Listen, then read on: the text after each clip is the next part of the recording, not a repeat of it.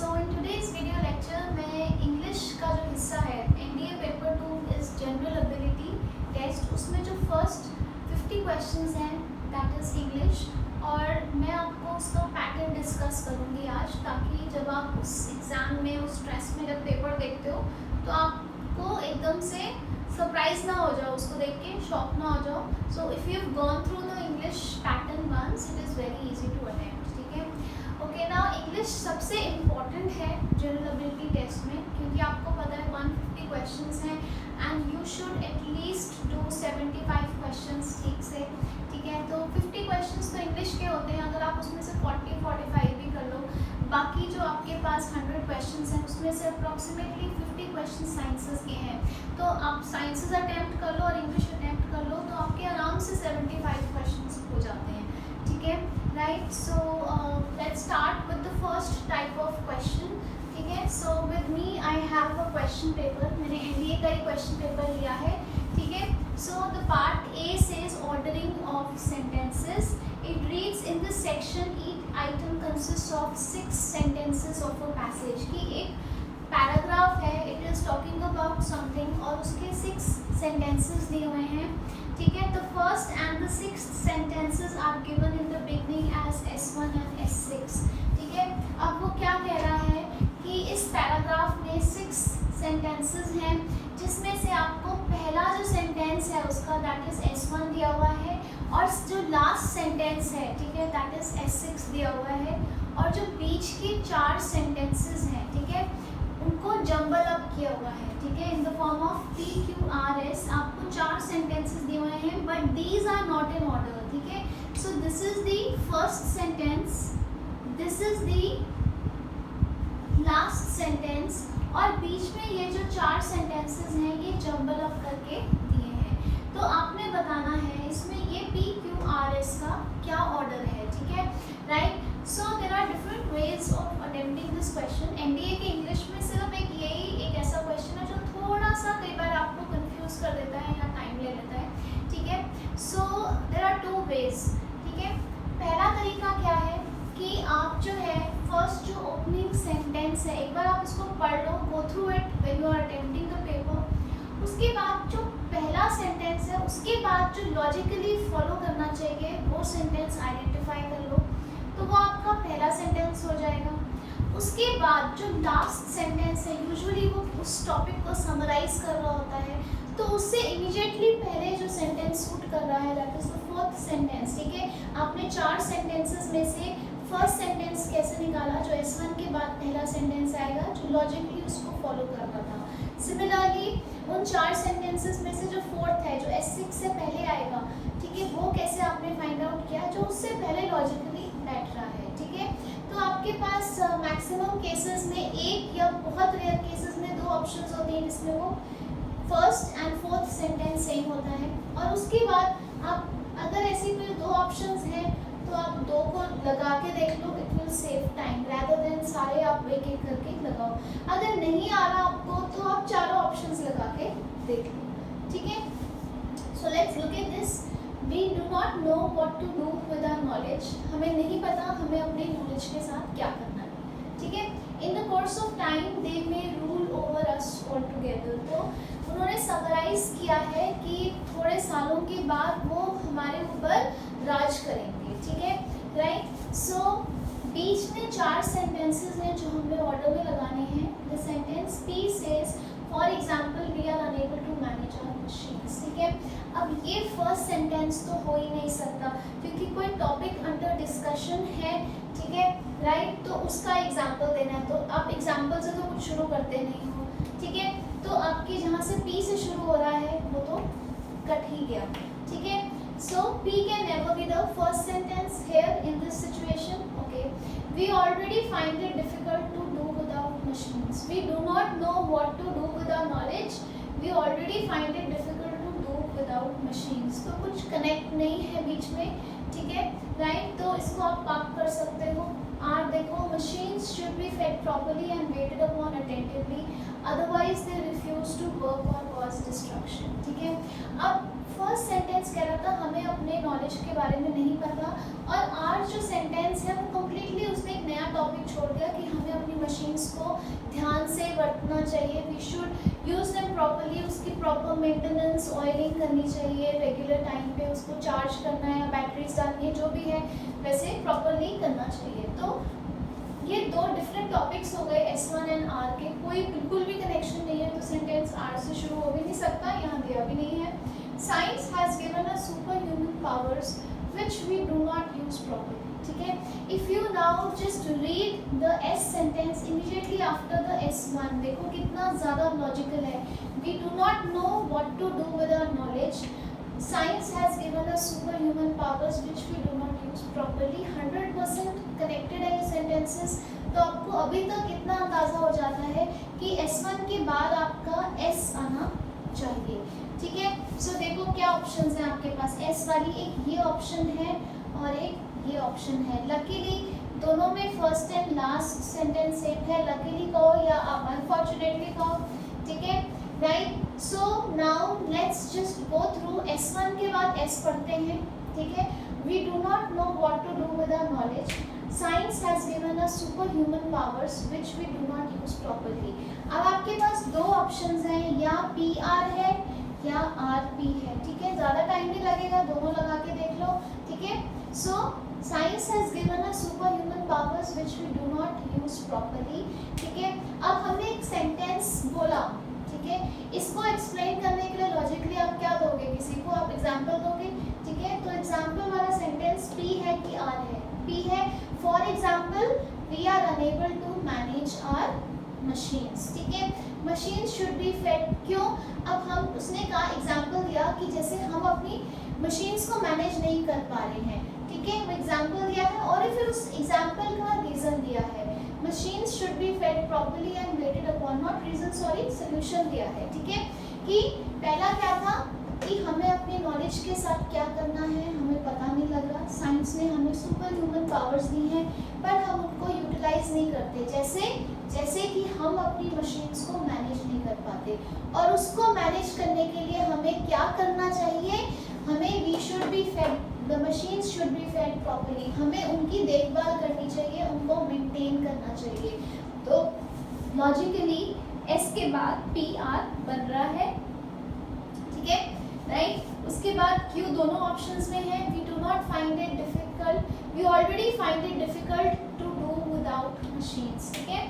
तो क्या अब लॉजिकल सीक्वेंस फिर से पढ़ो, we do not know what to do with our knowledge, हमें साइंस ने काफ़ी सारी पावर्स दी पर हम उसको यूटिलाइज नहीं करते, जैसे कि हम अपनी मशीन्स को मैनेज नहीं कर पा रहे हैं। मशीन्स को मैनेज करने के लिए हमें क्या करना है, वो सोल्यूशन ये है, हमें अभी से मुश्किलें आने शुरू हो गई हैं, we already find it difficult to do without our machines, ठीक है। और उसके बाद in the course of time क्या होएगा कि वो हम पे राज करेंगी। तो आइडियल क्या हो गया, SPRQ, ठीक है।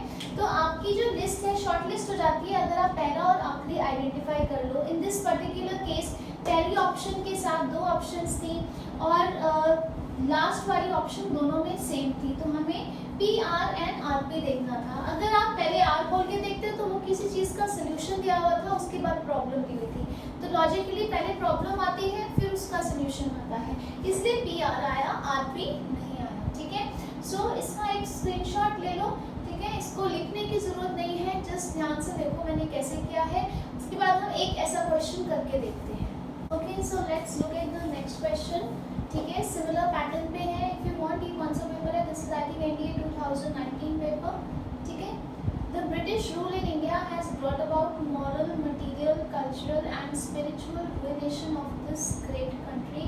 कि जो ब्रिटिश रूल है उसने क्या किया है, बेसिकली इंडिया को हर पॉइंट ऑफ व्यू से, चाहे वो हमारा रिलीजन है, चाहे वो हमारे मॉरल्स हैं, इकोनॉमी है, इंडिया को तबाह कर दिया है, ठीक है।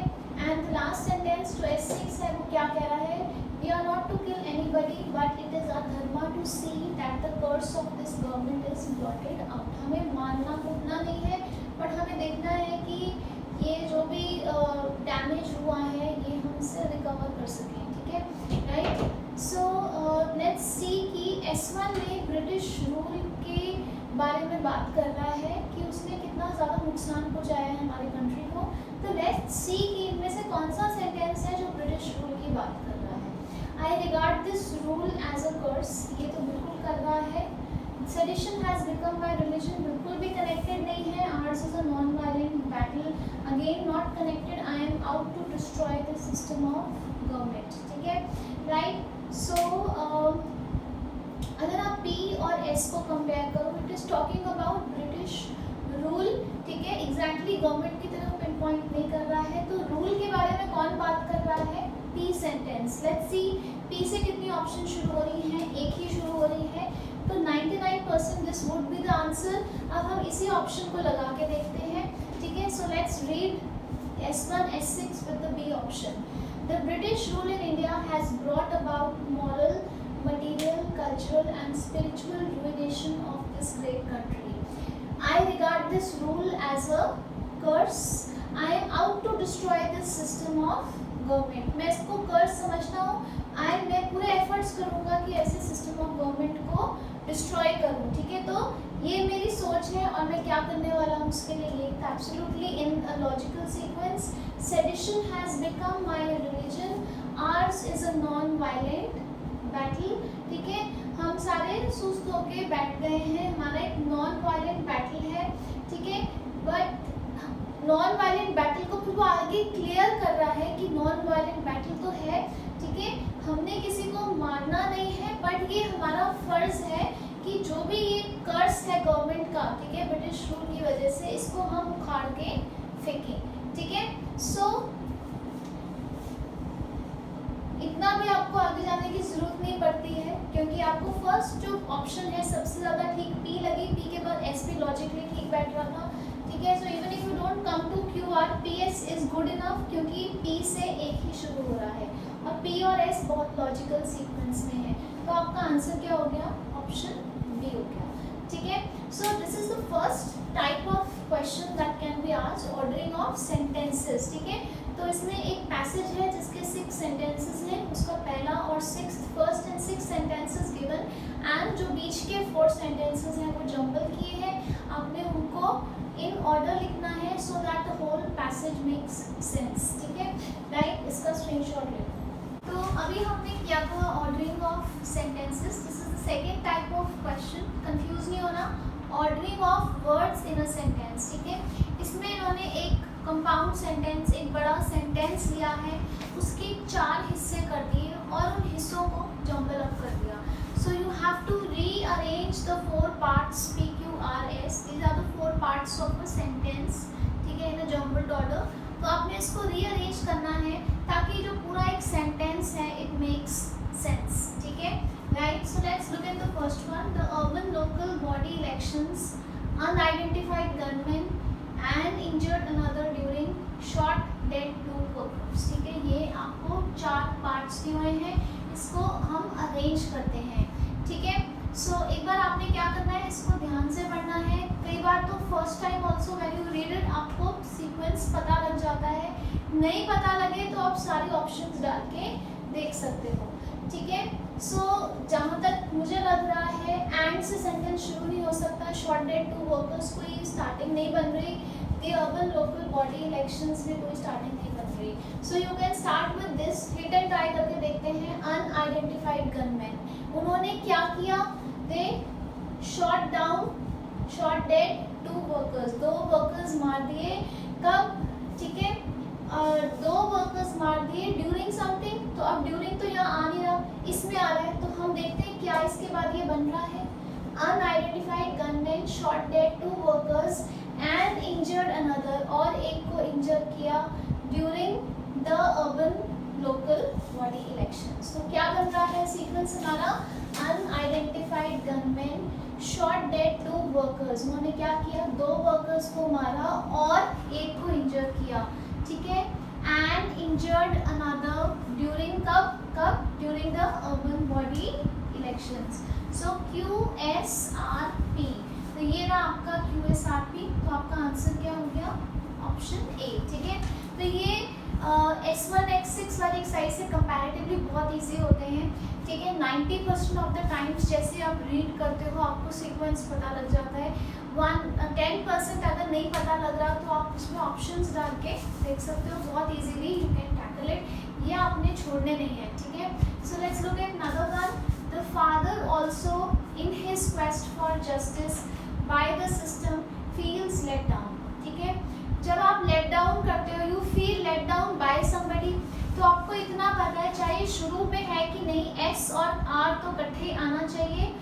somebody, the father क्या कर रहा है, he is feeling let down by the system, तो S और R इकट्ठे आना चाहिए, है ना, राइट। तो S और R कहाँ इकट्ठे हैं, यहाँ S है, यहाँ R है, एक S R इकट्ठे यहाँ है, यहाँ S और R दूर दूर है, और यहाँ R और S है, तो S R एक में ही है।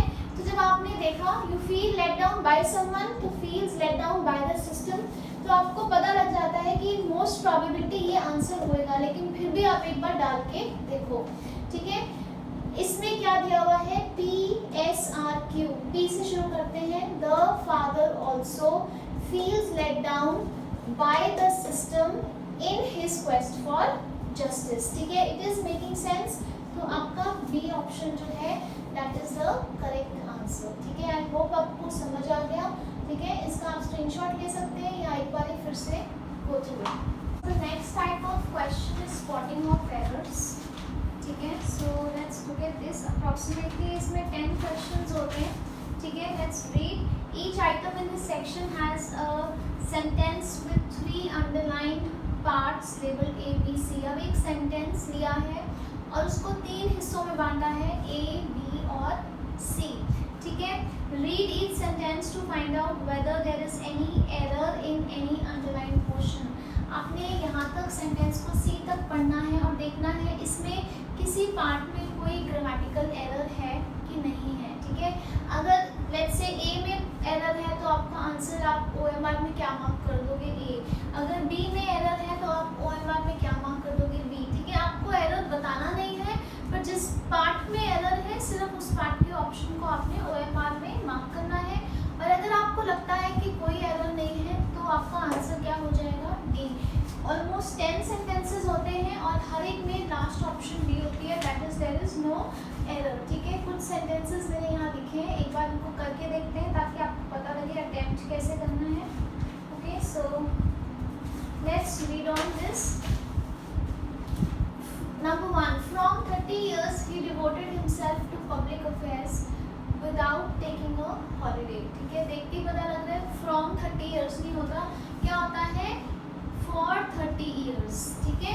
For 30 years he devoted himself to public affairs without taking a holiday। तो एरर किस में था, फर्स्ट पार्ट में था, तो आप OMR में किसको डार्क कर दोगे, ए ऑप्शन को, ठीक है।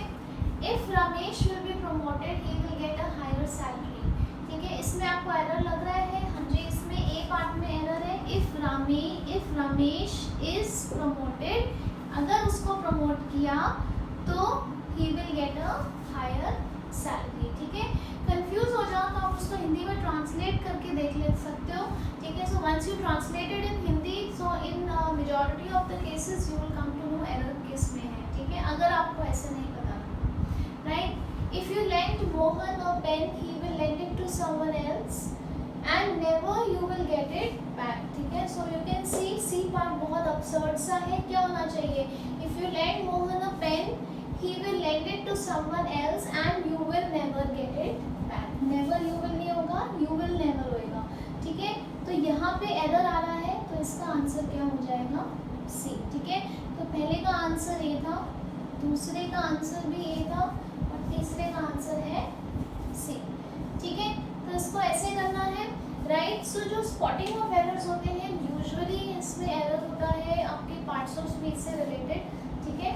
सो प्रैक्टिस कर लो थोड़ा सा, 10-20 sentences more than sufficient. 2-3 paper solve कर लो, हर एक पेपर में 10 होते हैं। सो even if you solve 2 to 3 papers आपके आराम से हो जाएगा, ठीक है।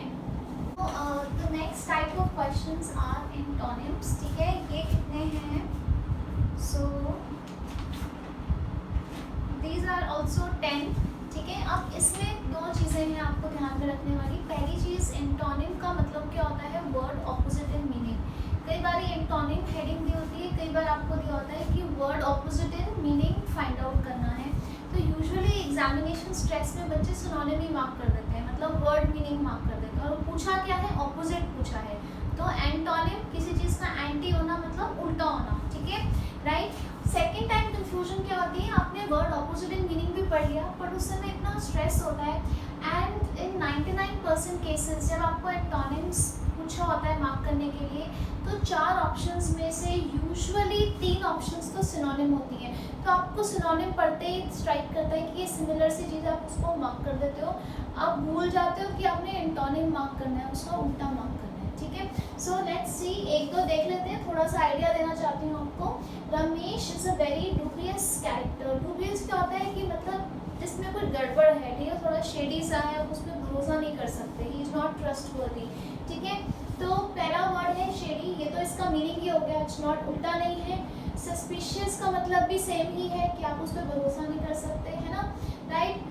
एंड डाउटफुल का मतलब भी सेम है। तो ये जो 3 वर्ड्स हैं ये तो उसके सिनोनिम्स हो गए, और आपसे पूछा क्या है, antonym.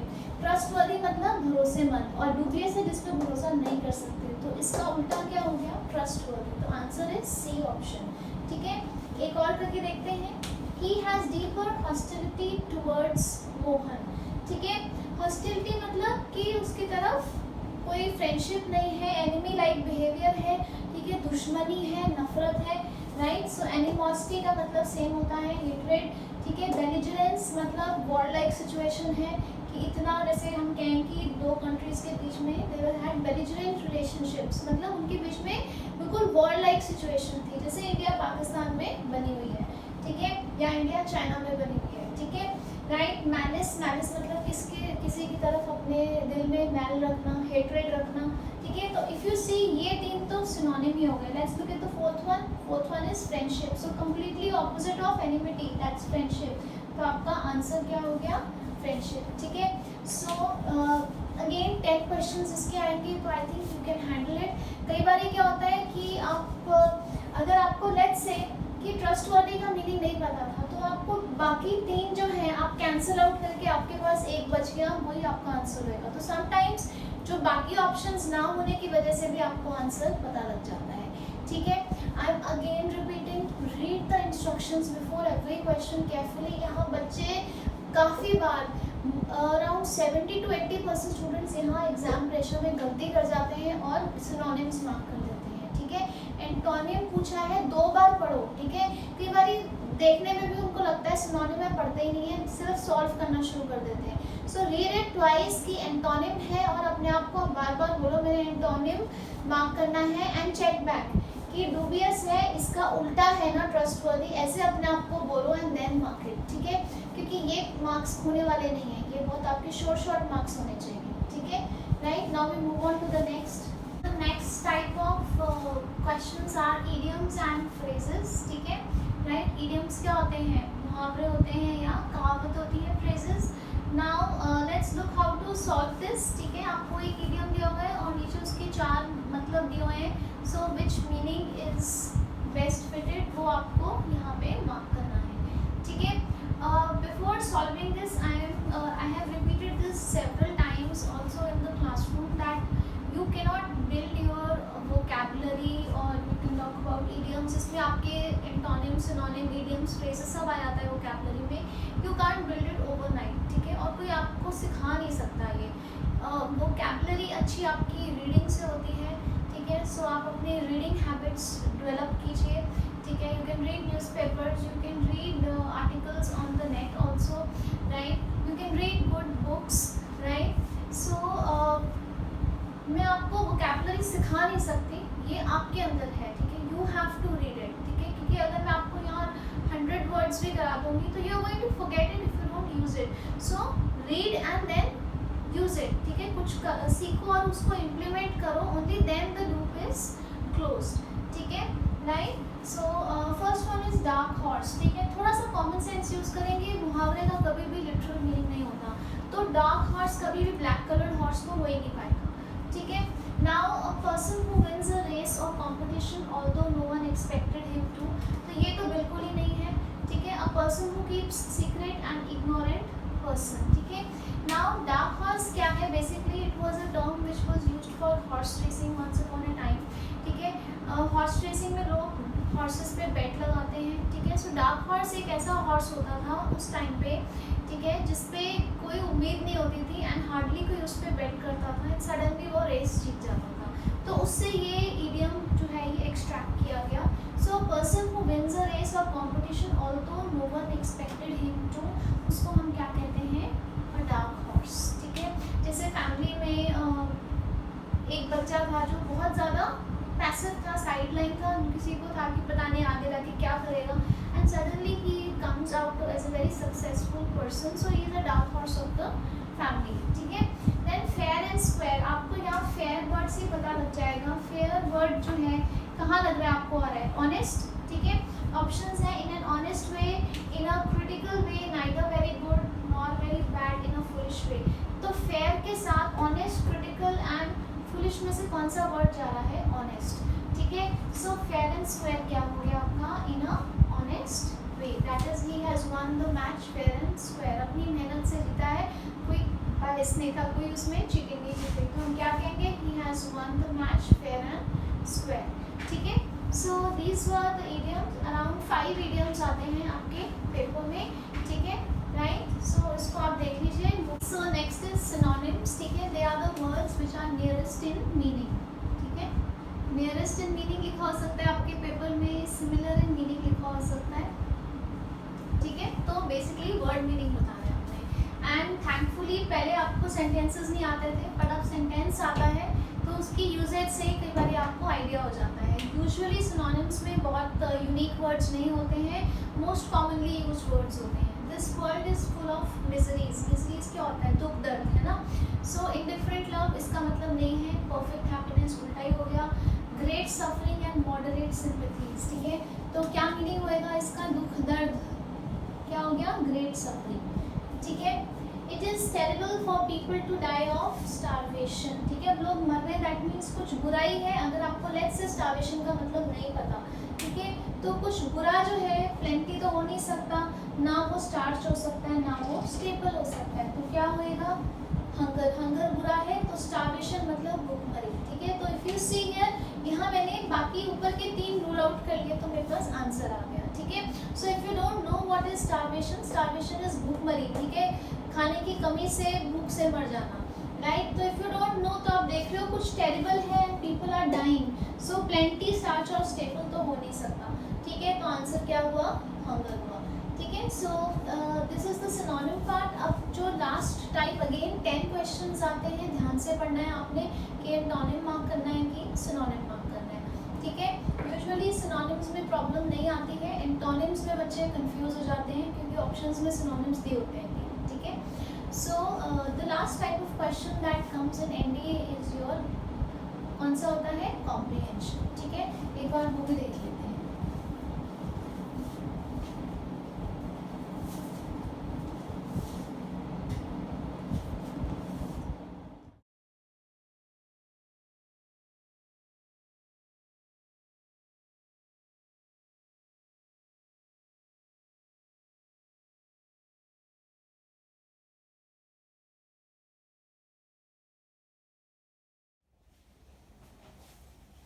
Okay students, the last category that I am going to discuss here is a comprehension, ठीक है, right। तो ये भी मैंने पेपर से लिया है, comprehension, ठीक है।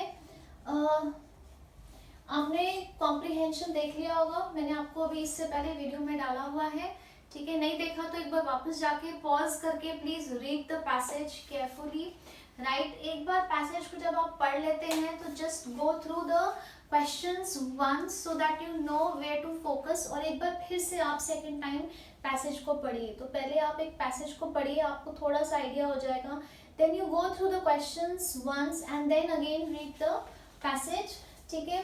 According to the author, India, author के हिसाब से इंडिया में क्या है, it has never been one nation, has been an aggregate of several nations, has always been one nation along with differences, और became a nation after the Britishers came, ठीक है। बड़ा क्लियर कट इसमें से answer पता लग रहा है कि हमेशा एक ही नेशन था, has always been one nation along with differences, ठीक है। इतना टफ नहीं था ये क्वेश्चन, ठीक है, now let's move on to the next question. Why did the great sages of India establish pilgrimages in different corners of the country. ठीक है, ऑल्दो उनको पता है कि भगवान जो है वो कॉमन है और सबके दिलों में है, लेकिन उन्होंने फिर भी पिलग्रिमेजेस, ठीक है, जो तीर्थ स्थान है वो इतने different nook and corner of the country में क्यों एस्टैब्लिश किए. ठीक है, right, so that people travel and they come to know कि ये सारा हम सारे भाई बहन हैं, हम सब एक जैसे ही हैं. ठीक है, so to give that feeling of one nation. So let's read. They wanted to push people to travel different places because they could observe the underlying unity of the country as made by nature. They themselves had traveled and they wanted people to be religious everywhere.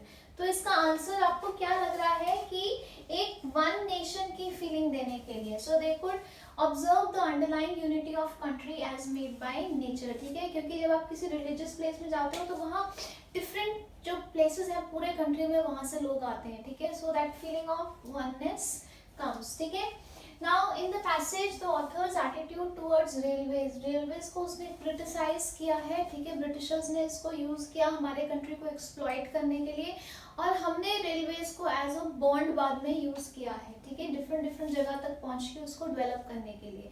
तो author क्या कर रहा है, उसको criticise कर रहा है. ठीक है, so he is critical.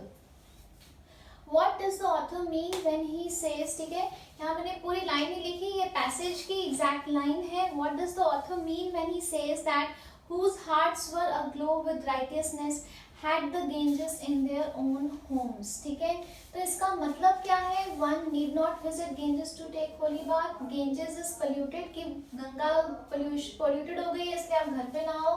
One should take a holy dip in Ganges. और The purity of heart is superior to the observance of any ritual. I'm sure आप सबको पता लग गया होगा इसका आंसर क्या है, डी. अब हम आते हैं लास्ट क्वेश्चन पे. The paragraph is written in a dialogic style, prescriptive, descriptive, analytical.